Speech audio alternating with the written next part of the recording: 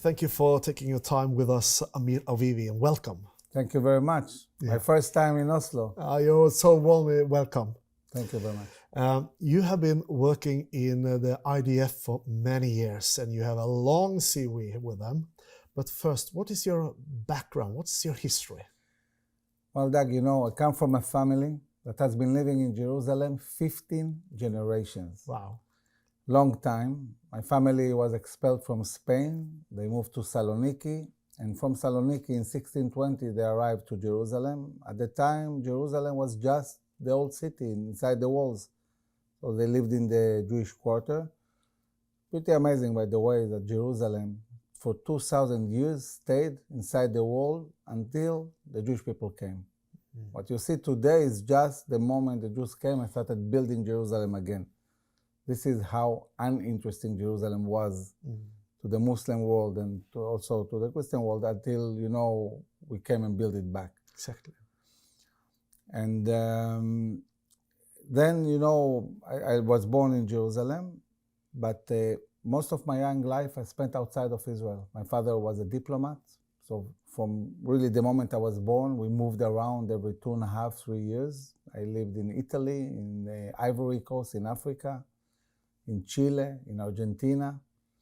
Remember in 78, I arrived to Argentina straight to the finals of the World Cup. And Argentina won for the first time. And at the age of 13, for my bar mitzvah, we arrived back to Israel. I lived 3 years in Israel. And at the age of 16, my father says to me, Amir, listen, we're moving again. And we went back to Italy. My father became what you call attaché culturel, the cultural attaché in the embassy. And I went to a British high school, and I graduated at the age of 18 from this British high school. Focused a lot on music. I wanted to be a professional musician, Played the piano, the clarinet. I composed classical music. And most of the concerts I participated in were in churches. Really? Playing, classical music. And so this is my experience in young life, But then you went into the army and into IDF, and you have a long story with them.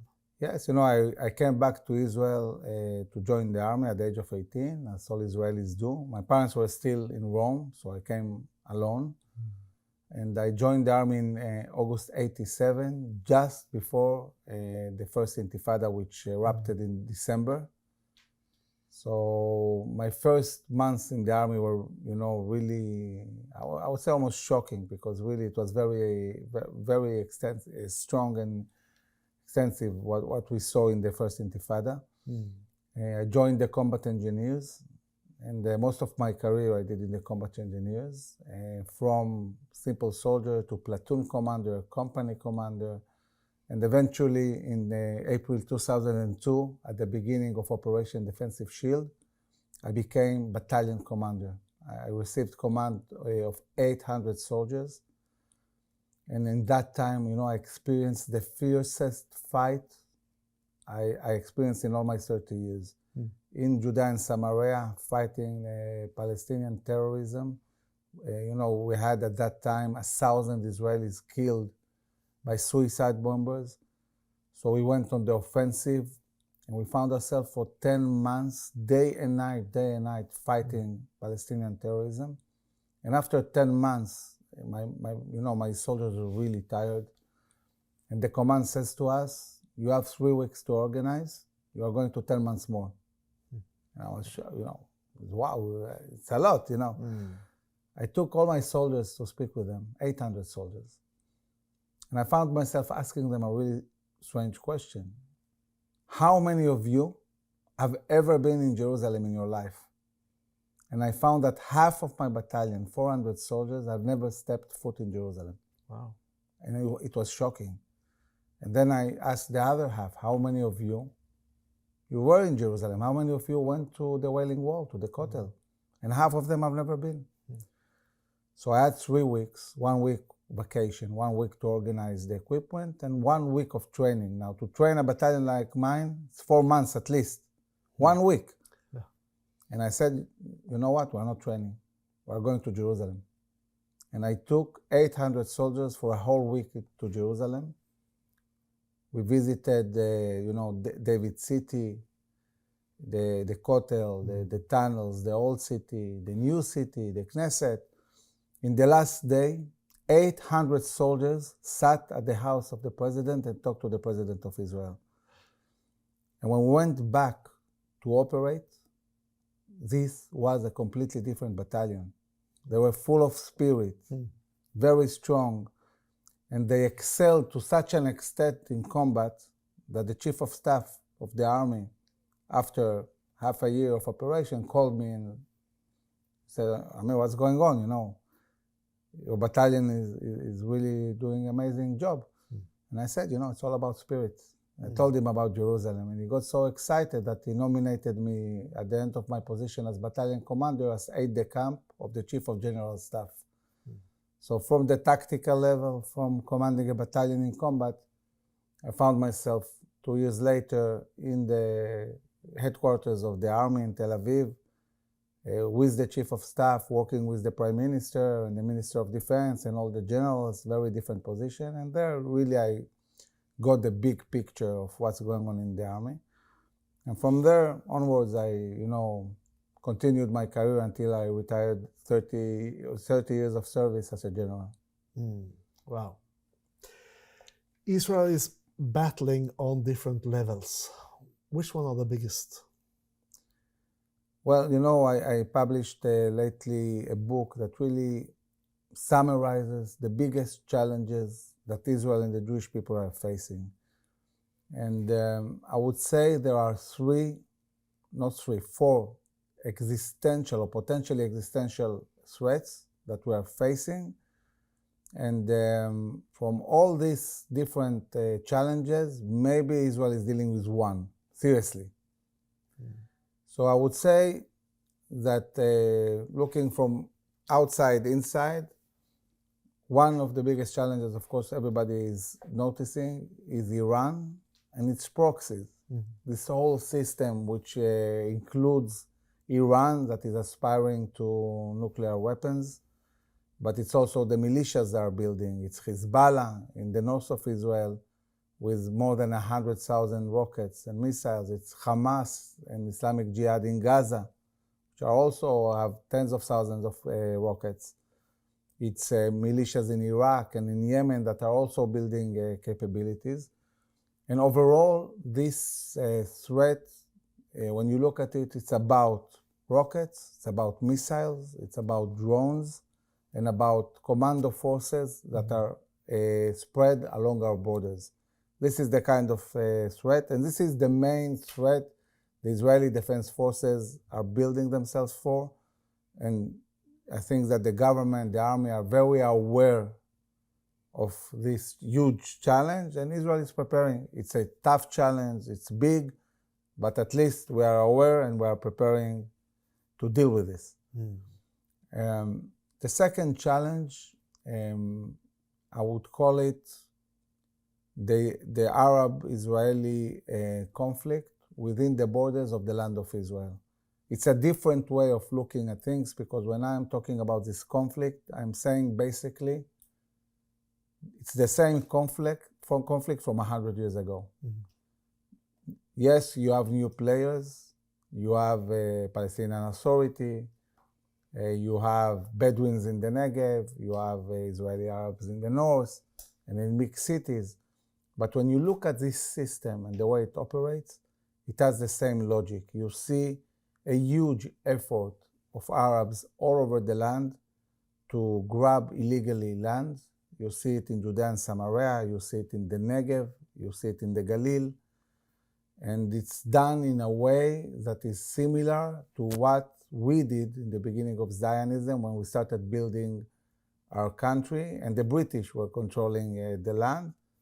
And we would sneak at night and, get a hold of some place and build fast and say, okay, here we are. This is exactly what they are doing.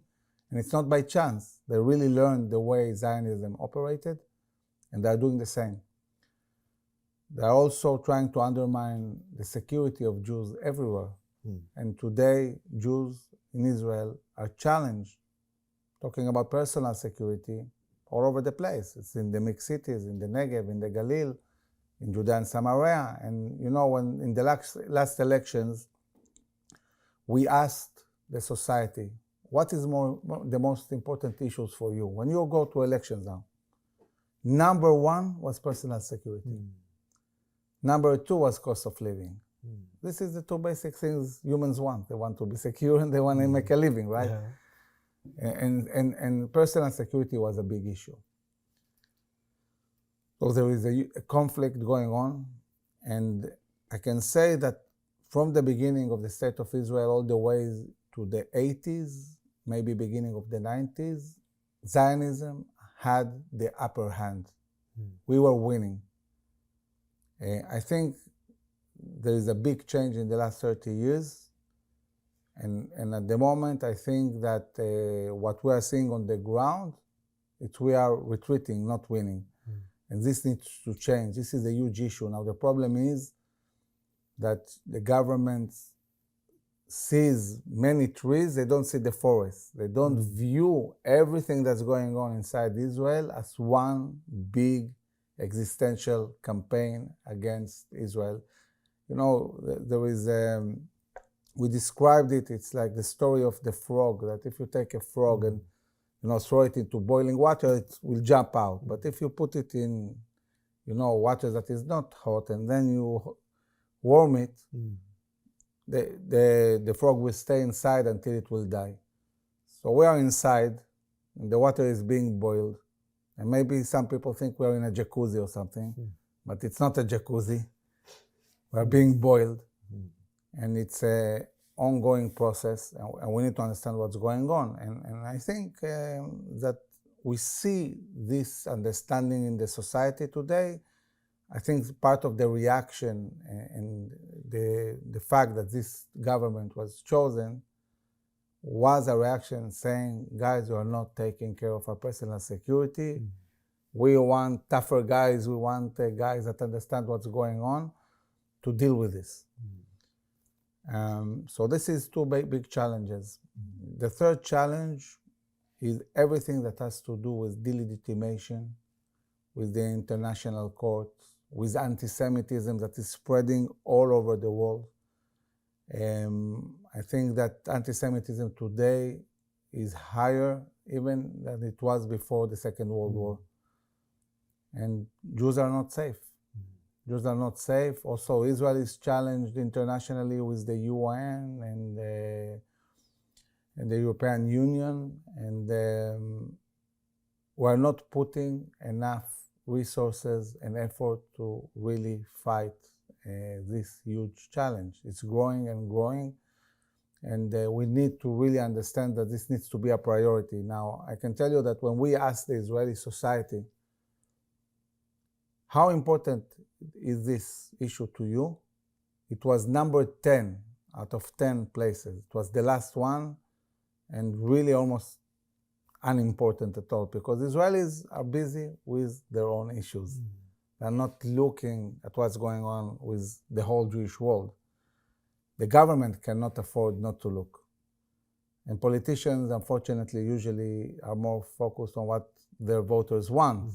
And the voters are concerned with other issues. So we as an organization really push the government and say, listen, there are millions of Jews around the world. There is something that is also endangering Israel, the delegitimation, and we need to deal with this very, very seriously, and we operate and help in this sense.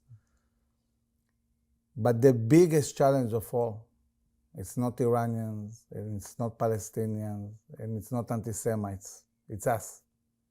It's us, the Jewish people. Explain. We hold the key to our future. And maybe this is the good news, because the good news today is that the future that we'll have doesn't depend on anybody but us. We are able to shape our own future. But what we see, unfortunately, in the last 2 or 3 decades is a very steep decline in education to Judaistic and Zionistic values, to patriotism. People think, maybe this is not important anymore. We just need to excel in math and in English and build startups. People are distancing from their core values. This is affecting a lot the Jewish world and its ability to really deal with this, anti-Semitic movement. It's also affecting Israelis, because if you don't have a sense of peoplehood, if you don't have a sense of responsibility for the whole society, then your motivation to do meaningful service in the army declines, to volunteer, to endanger your life. And we cannot deal with all the challenges we are facing without very, very strong values. So we in IDSF, when we talk about national security, we say that national security is first and foremost about national values. If you're not a strong Jew, if you are not connected to your heritage and history, if you're not a Zionist, there is no airplane, no tank, no cyber that can really help you. It starts with spirit. Spirit is everything.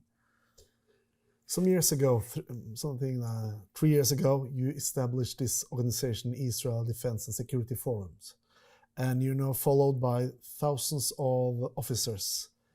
Tell us about it. So, as I told you, Doug, there was two things that really bothered me. One was this decline in values, and the other thing was that I saw very, very bad decision-making on the government level that endangered Israel. We are mentioning now 30 years to Oslo. Oslo was devastating. And not because of the overall vision that says we want a solution, with the Palestinians and we like them to govern themselves. This is something that most Israelis agree. It's the way it was done. And also, when it failed, at a very early stage, nobody said, okay, it failed, let's stop. And let's review it. No, they continued to deteriorate the situation until thousands of people paid with their lives. And I saw how there is no dominant organization on the public sphere that deals with national security that can keep this Zionistic project on rail, that can explain to the society and to the government what's right and what's wrong, and without any political aspirations, but really about values and national security. So 3.5 years ago, I retired 7 years ago, but 3.5 years ago, I said, okay, that's it. I'm doing something about it.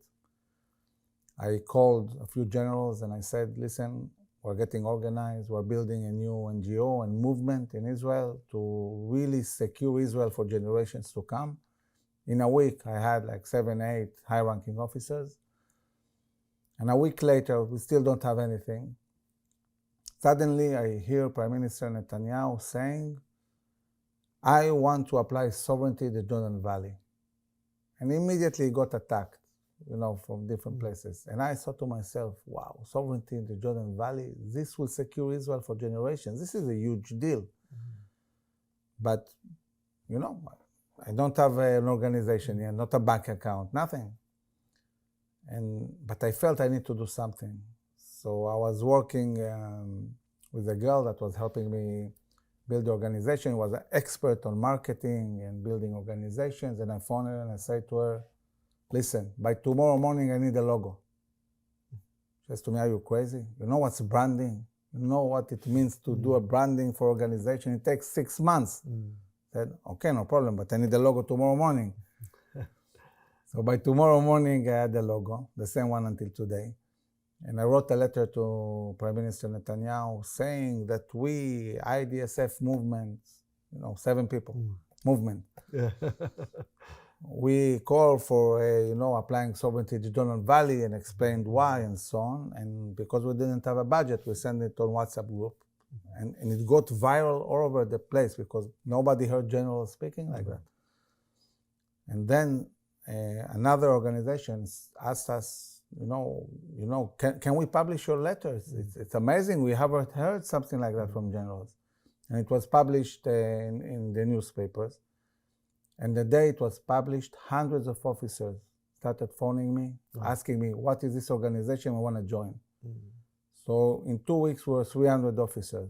Now 20,000 Israeli officers and commanders after 3.5 years. And we are making huge impact on the Israeli society, educating the young generation, the high schools, the pre-army programs, very, very dominant in media and social media. And with a strong research department, working with the government, with the US, with Europe, European Union, diplomats. So it's growing exponentially. Well, thank you for taking your time, Amir Avivi, together with us. Thank you very much. It's great to be here. Bless you.